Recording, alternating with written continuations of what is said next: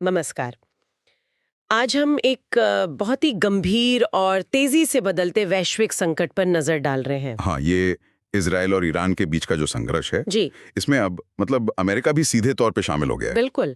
हमारे पास एक रिपोर्ट के कुछ अंश हैं 23 जून 2025 तक की ताज़ा जानकारी के साथ, जिसका शीर्षक है इजराइल ईरान संघर्ष में वृद्धि, एक वैश्विक संकट। तो आज कोशिश यही रहेगी कि ये जो हाल की घटनाएं हैं उनका असर क्या है और इस पूरी उलझी हुई स्थिति के खास पहलू क्या हैं उनको समझें। सही बात है। तो शुरुआत करते हैं सबसे ताज़ा और शायद सबसे नाटकीय घटना से।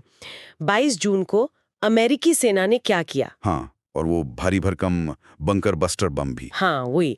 उनसे ईरान के 3 परमाणु ठिकानों पर हमला किया, फोर्दो, नतांज और इस्फहान। राष्ट्रपति ट्रंप ने तो इसे शानदार सैन्य सफलता बता दिया, लेकिन असल में नुकसान कितना हुआ वो शायद अभी पूरी तरह साफ नहीं है। देखिए, ये अमेरिका का सीधे तौर पर इस लड़ाई में एक तरह से कूद पड़ना है। हाँ, और इससे खतरा मतलब बहुत ज्यादा बढ़ गया है कि ये जंग अब सिर्फ 2 देशों के बीच ना रह के पूरे इलाके में फैल जाए। ईरान ने अभी तक वैसे खुलकर नहीं बताया है कि इन हमलों से उनको कितना क्या नुकसान पहुंचा है। अच्छा, ये सब शुरू कैसे हुआ था?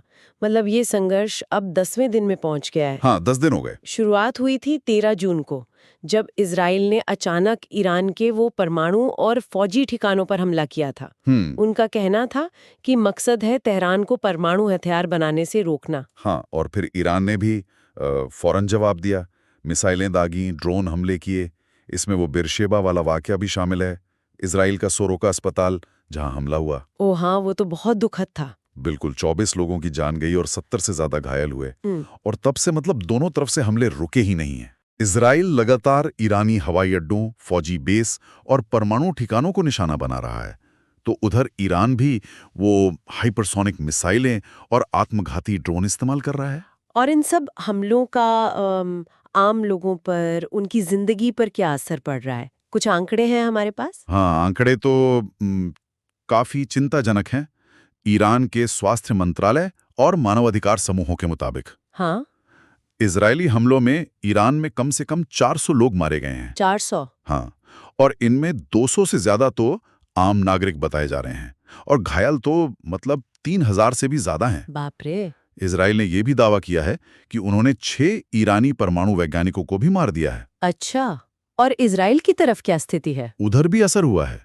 इजराइल में लगभग 700 लोग अस्पताल में भर्ती हुए हैं। ज्यादातर को हल्की चोटें आईं, लेकिन 24 लोगों की मौत भी हुई है।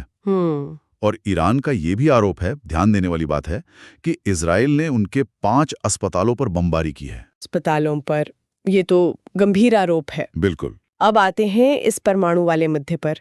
इजराइल और अमेरिका वो इन हमलों को सही ठहरा रहे हैं। हाँ, कह रहे हैं कि ईरान परमाणु हथियार बनाने के बहुत करीब है।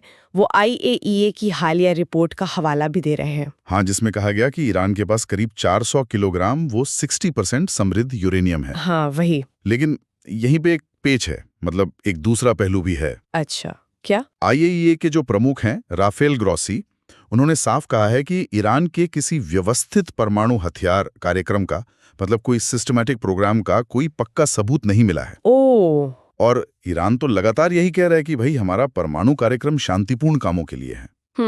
हाँ, ये जरूर कहा जा रहा है कि हमलों से शायद ईरान का कार्यक्रम 2 साल पीछे चला गया हो, पर विशेषज्ञ इस पर भी शक जता रहे हैं कि फोर्दो जैसी जो फैसिलिटी है, जो बहुत गहरी बनी है जमीन के नीचे, हाँ, वो तो बहुत सुरक्षित मानी जाती है। बिल्कुल, उसको पूरी तरह तबाह करना मुमकिन हुआ होगा, इस पर संदेह है।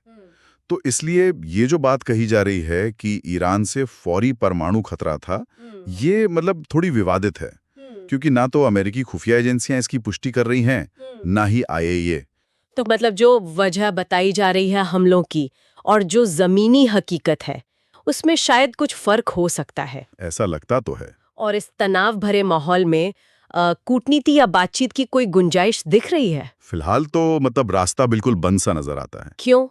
ईरान साफ कह रहा है कि जब तक हम पर हमले हो रहे हैं, हम कोई बातचीत नहीं करेंगे।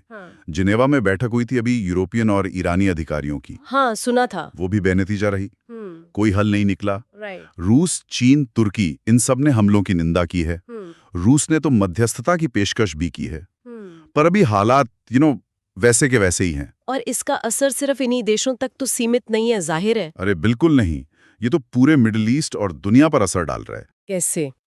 आप देखिए, पूरे मिडिल ईस्ट का हवाई क्षेत्र लगभग ठप है।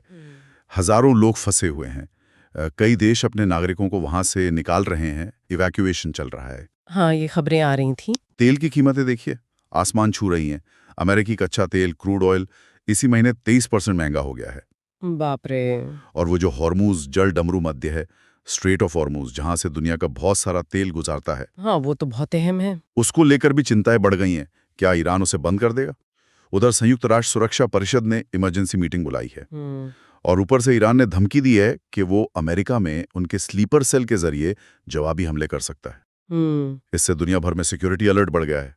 तो मतलब हालात बहुत ही ज्यादा तनावपूर्ण है। और इस सब के बीच क्या वो जानकारी वाली लड़ाई भी चल रही है, डिसइंफॉर्मेशन? हाँ, वो भी एक बड़ा मसला है। एआई से बने हुए नकली वीडियो, नकली तस्वीरें, अच्छा। जिनमें कभी मिसाइल हमले बढ़ा चढ़ाकर दिखाए जा रहे हैं, तो कभी ईरान में अंदरूनी विरोध प्रदर्शन, ये सब ऑनलाइन तेजी से फैलाए जा रहे हैं। और ये दोनों तरफ के समर्थक कर रहे हैं, जिससे सच क्या है, झूठ क्या है, ये समझना और भी मुश्किल हो गया है। तो कुल मिलाकर तस्वीर ये बन रही है कि अमेरिका अब सीधे संघर्ष में शामिल है। हमले लगातार जारी हैं, जाने जा रही हैं। परमाणु कार्यक्रम को लेकर बड़ा विवाद है, जिसकी असलियत शायद उतनी साफ नहीं जितनी बताई जा रही है। बिल्कुल। बातचीत का रास्ता बंद है और इसका असर पूरी दुनिया पर पड़ रहा है। और ऊपर से ये झूठी खबरों का जाल भी है।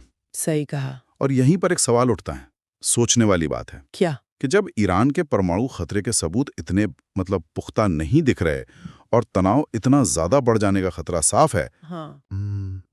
तो इजराइल और अमेरिका के इन कदमों के पीछे जो वजह वो बता रहे हैं, उनके अलावा और क्या गहरे रणनीतिक मकसद हो सकते हैं? क्या ये सिर्फ ईरान को रोकने की बात है, या फिर इलाके में शक्ति संतुलन बदलने की कोशिश है, या फिर कोई अंदरूनी सियासी दबाव है? ये वाकई एक बड़ा सवाल है। हाँ, ये एक ऐसा सवाल है जिस पे आगे सोचने की जरूरत है।